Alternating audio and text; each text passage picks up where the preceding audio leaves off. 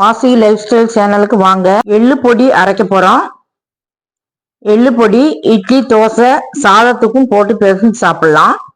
எள்ளு பொடிக்கான இன்கிரீடியன்ஸ் எடுத்து வச்சிருக்கேன். அது என்னன்னு பார்க்கலாம். எள்ளு 200 கிராம் எடுத்திருக்கேன். 20 காஞ்ச மிளகாய் வத்தல் எடுத்திருக்கேன்.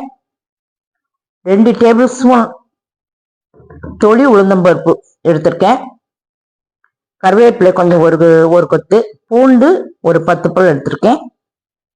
கொஞ்சமா கட்டிக்காயா வறுக்கும் போது பார்க்கலாம். எள்ளு 200 கிராம் எடுத்து வச்சிருக்கேன், சேர்த்துக்கலாம். மிதமான சூட்டிலேயே வறுக்கணும்.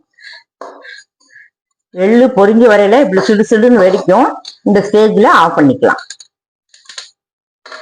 2 டேபிள் ஸ்பூன் உளுந்தம்பருப்பு, கருப்பு உளுந்தம்பருப்பு எடுத்திருக்கேன், அதை சேர்த்து வறுத்துக்கலாம். லேசா பொன்னிறமா வரவும் எடுத்துக்கலாம். உளுந்து பொன்னிறமா வந்துருச்சு, எடுத்துக்கலாம். கருவேப்பிலை வறுத்து எடுத்துக்கலாம். ஈரம் இல்லாம வறுத்துக்கணும். கருவேப்பிலை இப்போ சலசலன்னு கேக்கு வறுபட்டுருச்சு. இந்த ஸ்டேஜில் ஆஃப் பண்ணிக்கலாம். 1/2 டீஸ்பூன் எண்ணெய் ஊற்றிக்கலாம். கடலை எண்ணெய் ஊற்றிட்டேன். காயத்தை பொரிச்சு எடுத்துக்கலாம்.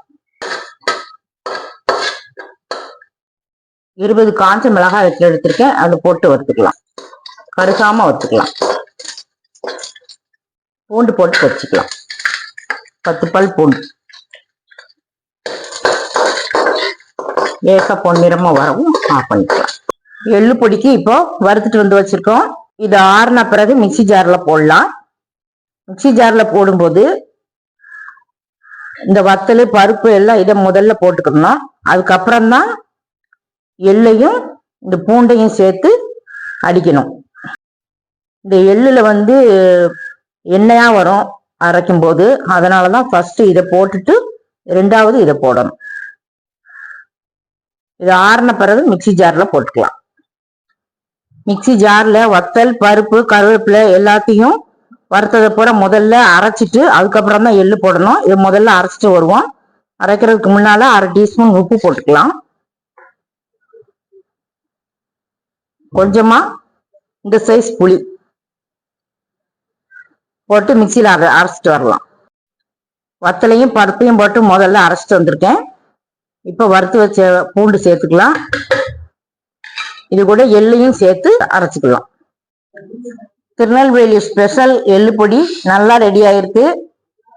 இந்த எள்ளு பொடியை செய்து சாப்பிட்டு பார்த்துட்டு சப்ஸ்கிரைப் பண்ணுங்க, பெல் பட்டன் ஆன் பண்ணுங்க, பிடிச்சிருந்தா லைக் பண்ணுங்க.